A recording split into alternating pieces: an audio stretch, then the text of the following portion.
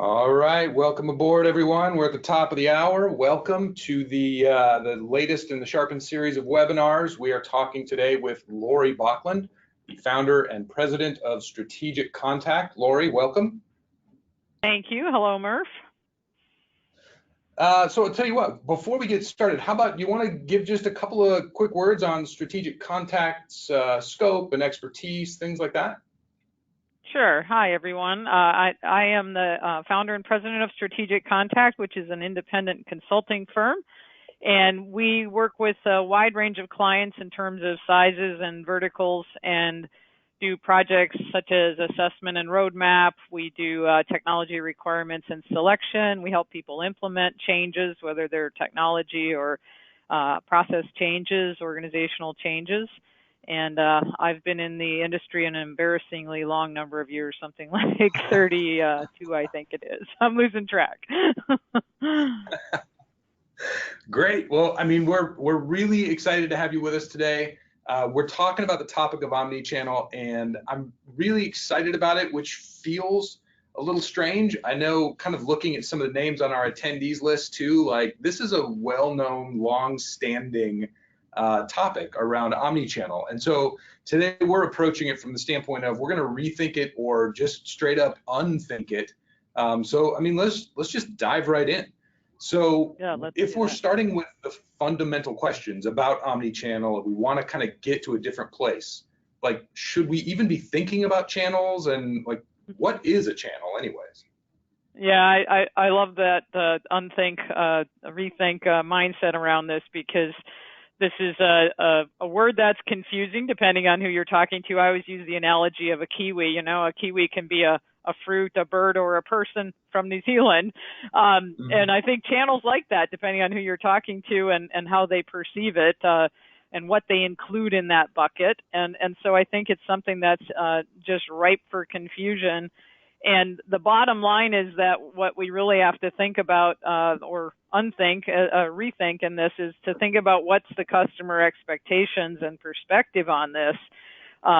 They don't focus on this wording or terminology. They're really focused on how do I get something done, and they want to have choices, and they want to be able to do that kind of without much thought to it, and how a company that they're interacting with uses that, and they want to be known by that company and have options across self-service and assisted service, and do things easily and consistently and get good performance. So they're not really focused on that wording, and maybe we focus on it too much in this industry. Yeah, I mean, I'm wondering if that's a thing that, like, we're making omnichannel too difficult, or if it's just a matter of like customers just trying to reach out, right? They just want to get something done, and that's actually our big takeaway from this slide. So for you who are attending and watching, we wanted to be really practical in our approach to this presentation. So every slide, we're going to have a key takeaway. This is probably going to be as actionable as we can make it for you. So yeah, we're talking about that in terms of customers don't really think about what channel they're going to use. They just need some help. And so, the head kind of reels. It's a little hard to get a hold of. And so, that kind of takes us to the whole point of terminology confusion and all of the different names that we've given to this thing over the years. And what's your experience been with that? Yeah, and I kind of in talking through this, so I've been teaching seminars for years and years, and CC Tech 101 type seminars, as well as things specific to the omnichannel question. And one of the things I talk about is that we keep changing the terminology. Multi-channel. Murph, are you hearing the feedback, or is it just me? Something just went weird on me. How's that? Probably not. I think that's better. Okay. Good. Sorry about that. I'm not sure. Just switched. Are we good? Yep. So I think apologies. we're good. Okay, apologies to our audience there. But one of the things I talk about is, 15 years ago, 10 to 15 years ago, we were talking about multi-channel. That was the phrasing that was used. And then we kind of evolved into cross-channel, and then the last 5 years, everyone's been talking about omnichannel, and the industry tried to make it sound like it was something different. And in reality, when everyone started talking about multi-channel, while that was certainly about more than one channel, media, whatever you want to refer to it, the goals were pretty darn similar. They wanted to deliver a consistent experience no matter what channel that a customer chose. With the cross-channel part, we want to be able to move between self-service and assisted service, or even within an assisted service event to have something. I might be talking to someone and they need to email me or text me or whatever it may be. And kind of the bottom line around all this is it's about delivering this, we use the phrasing, the seamless integrated experience. And so one of my key messages is I don't care what you call it, it's the same thing. And the industry's tried to make it sound like something new and different.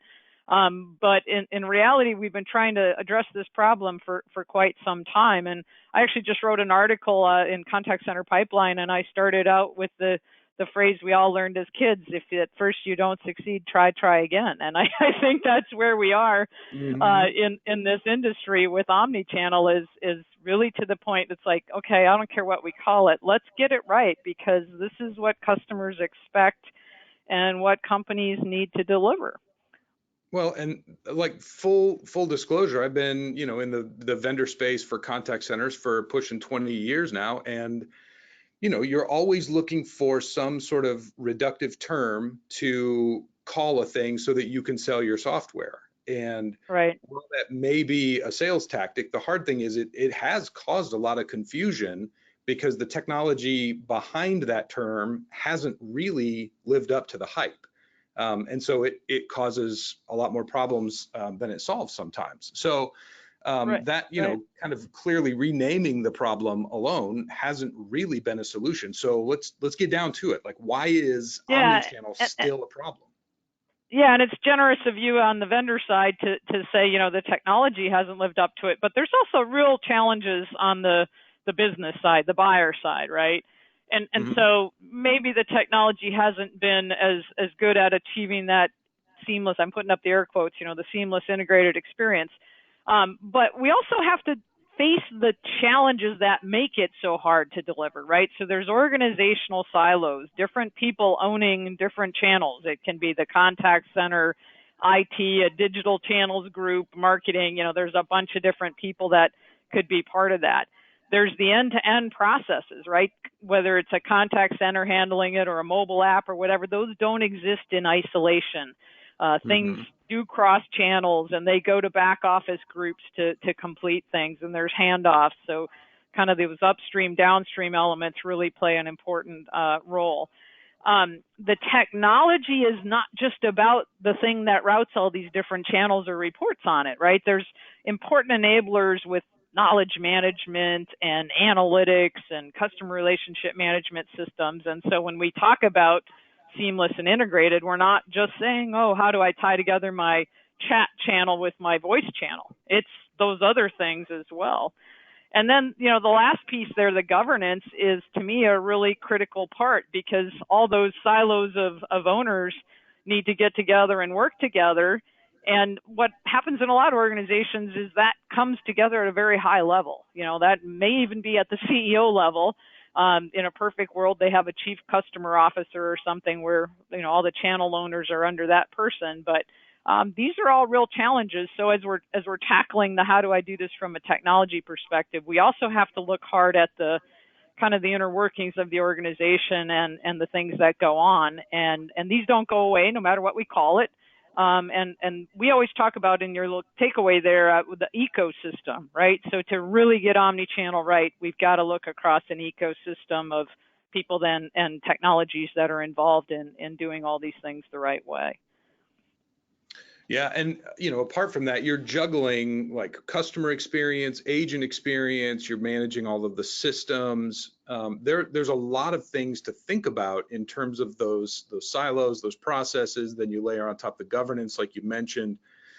It gets really confusing. So, okay, we know it's a problem. We kind of can see where the problems are lying. So let's see if we can maybe shift it a little bit and start getting positive. Let's try to fix this thing, right?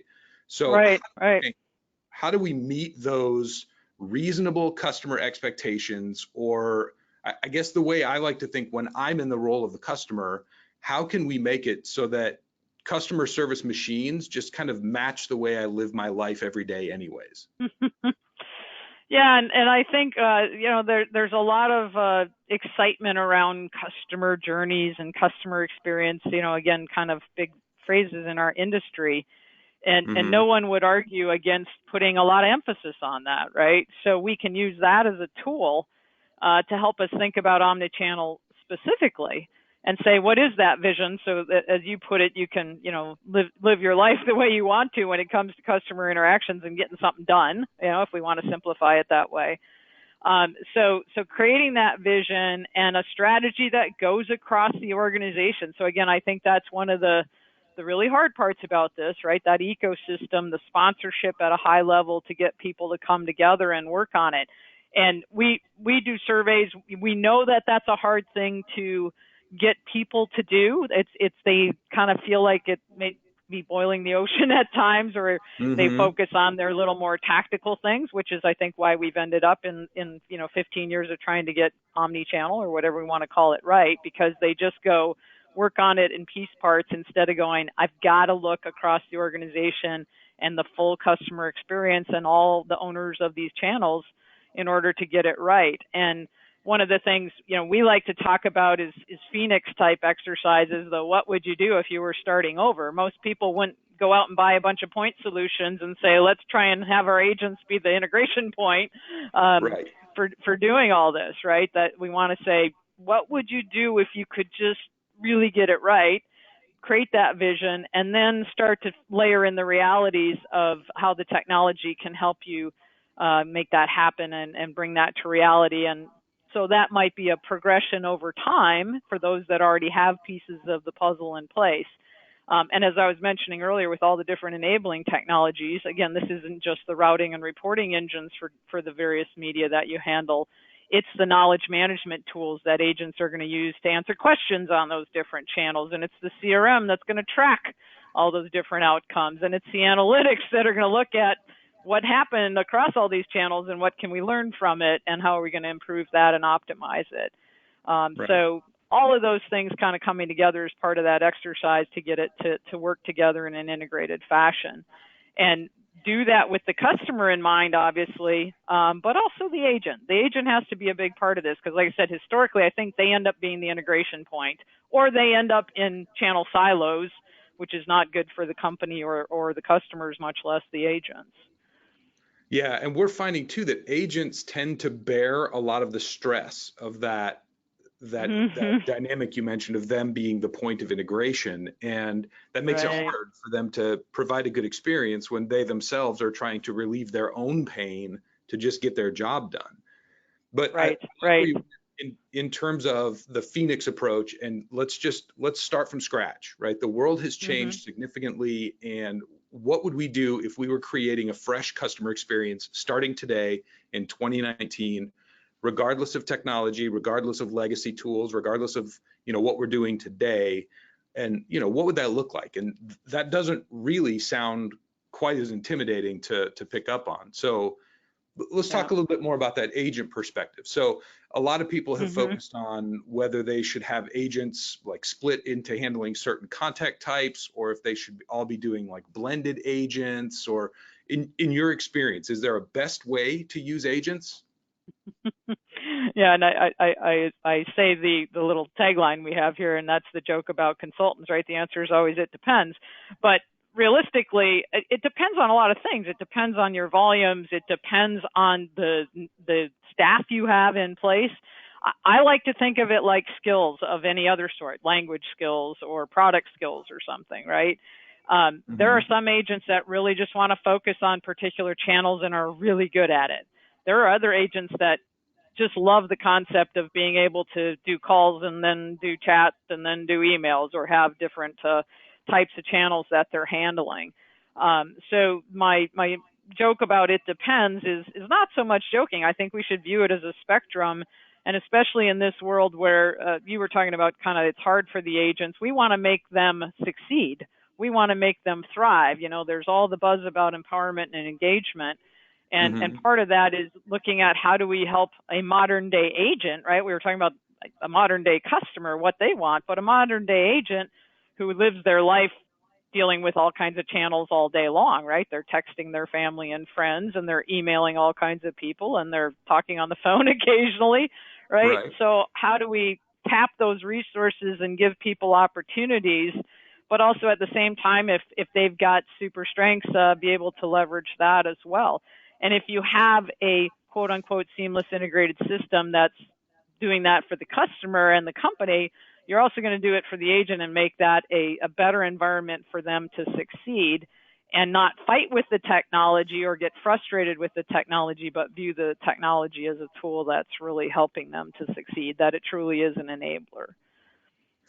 Well, and I kind of like what you were talking about in there about, a lot of companies starting to realize that the value of agent and largely employee engagement.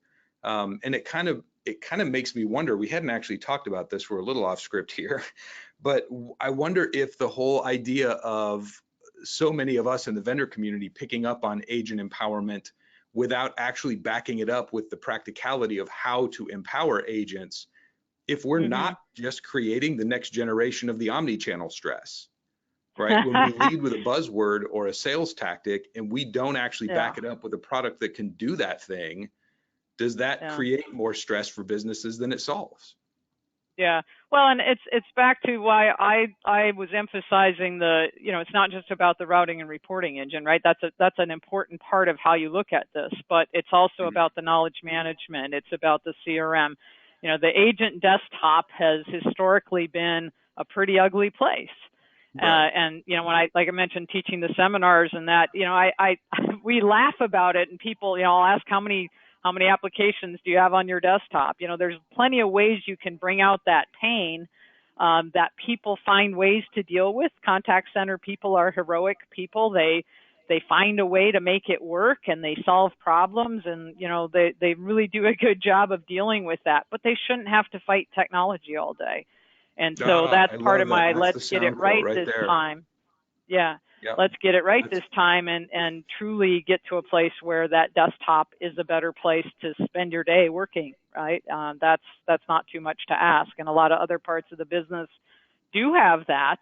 The contact center's always kind of gotten this mishmash of things, and that's gotten worse with all these channels. Love it. So we're talking about creating an environment where an agent and a customer can just connect and work to solve a problem together. So if we're talking about that type of a noble mindset, right, that's a good goal to have.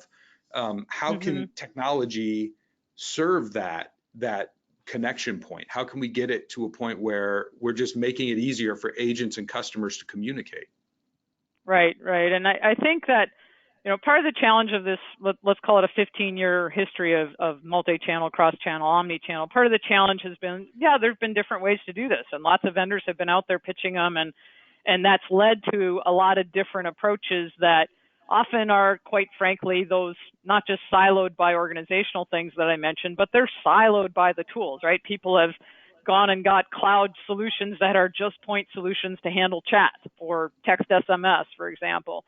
And, maybe done their voice on one platform and put their digital channels somewhere else, but never the twain shall meet, right? So the agents logging in and out are trying to make themselves unavailable in these other places, right? So that's kind of been the history with these variety of ways to do multi-channel, omni-channel, without that strategic mindset, that big picture. So going back to what we talked about a few minutes ago with the strategic look and the ecosystem and kind of bringing in the right people and engaging, let's look at how do we truly do this with the tight integrations and better tools in that to make the agent's job better. And there's still not just one way to do that, but you have to look at it strategically and cohesively to get there. And so I think in the industry for a long time, we kind of fought the battle of, just one single routing and reporting engine, on the core contact center technology side where the voice resides, because we've been so voice centric historically. But if you have a CRM and you're handling the digital channels there, how do you tightly integrate with it? We're in an era where there's partnerships, there's links, there's connectors, there's exchanges or app places, marketplaces, if you will, where people can buy those connections between a routing solution and a CRM solution, and the knowledge management can be integrated in there. So that's where we're kind of putting that vision into a reality that says, I can make these things work together. I still have to make some really important decisions about what gets done where, because there's no one single place. But if I look at it as a cohesive thing and start on a path, like I said, not everybody, even though we talk about that Phoenix exercise and the taking the strategic visionary approach, when you go through that full process, part of what you're then doing is layering in the realities of what you have and building a phased plan to say, okay, how am I going to work toward that vision and start to chip away at this and make it more integrated, make it more seamless, so the agent, again, isn't at battle at their desktop, they're enabled at their desktop, and the customer experience, the customer journey is to what we were talking about of their expectations. They're not thinking about what channel and what's going to happen if I need to cross channel. They're just going, I got a problem to solve. What's my best way to do that? And they can achieve a successful outcome of, first contact resolution, if we want to use that phrase, regardless of which path they started on and which path they finished on.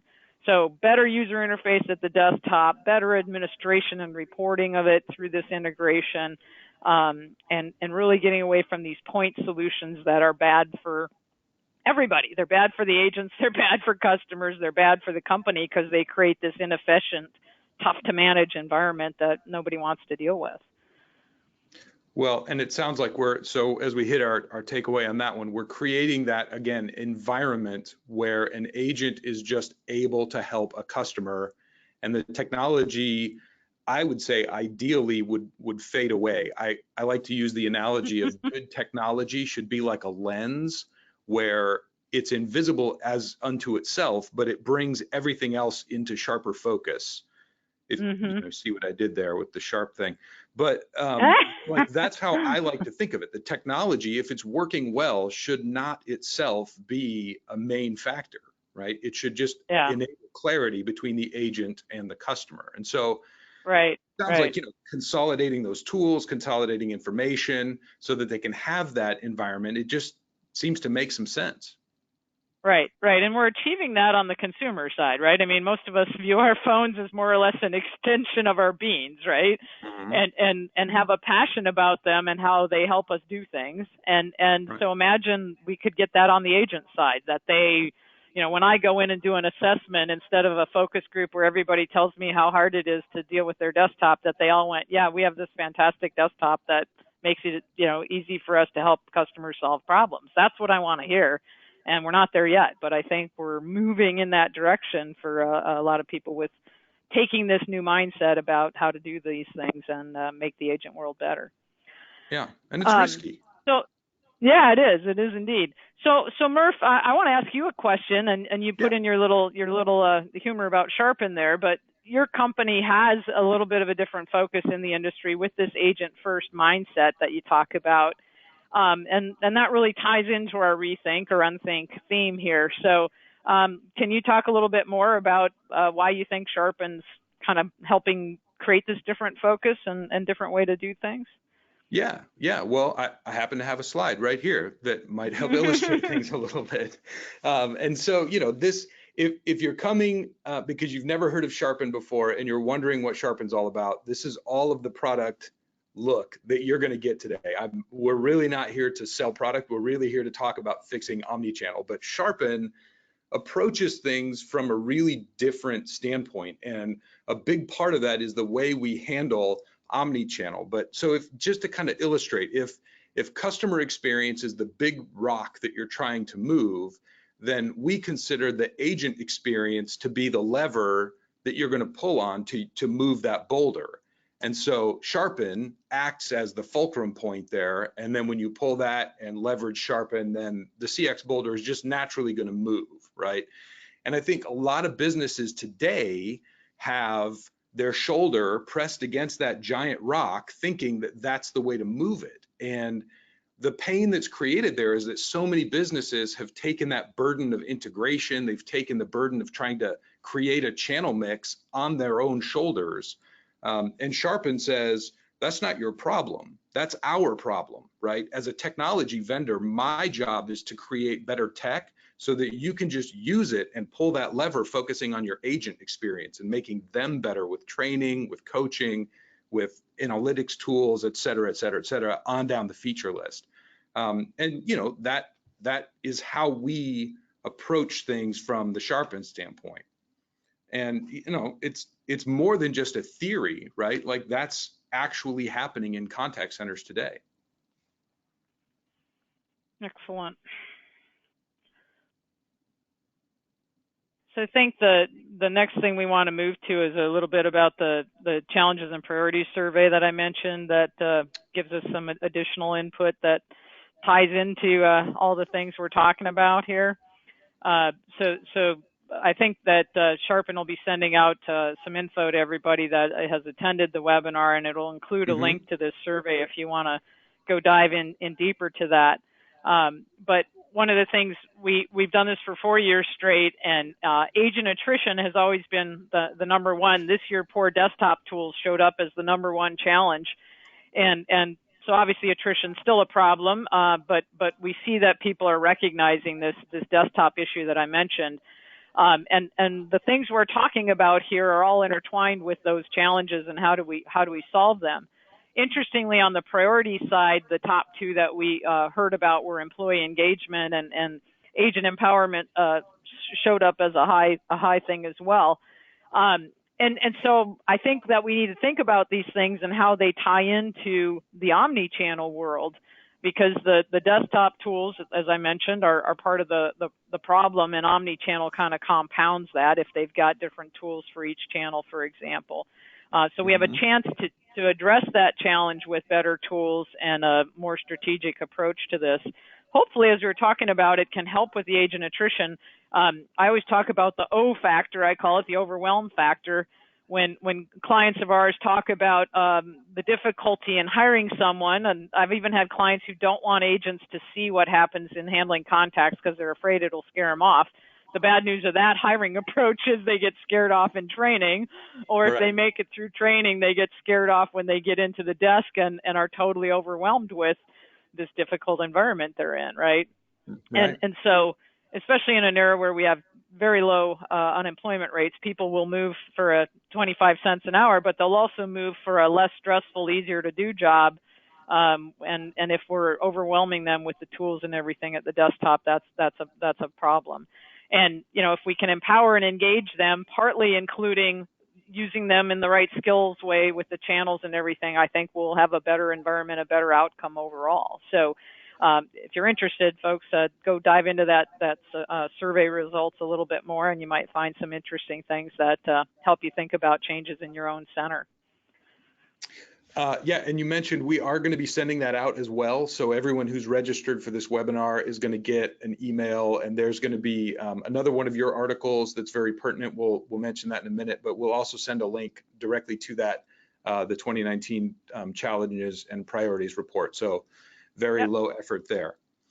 Okay, so anything else that we need to be thinking about as we kind of rethink or unthink or kind of post-think omni-channel? Anything else that we need to look at?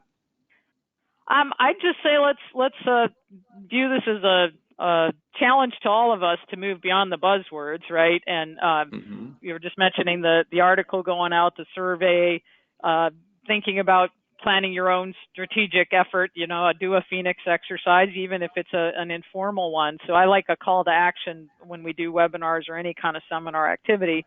And that's really my hope, that everybody that's taken the time to join us here today will put some actions in place and move beyond the buzzwords and say, what are we going to do?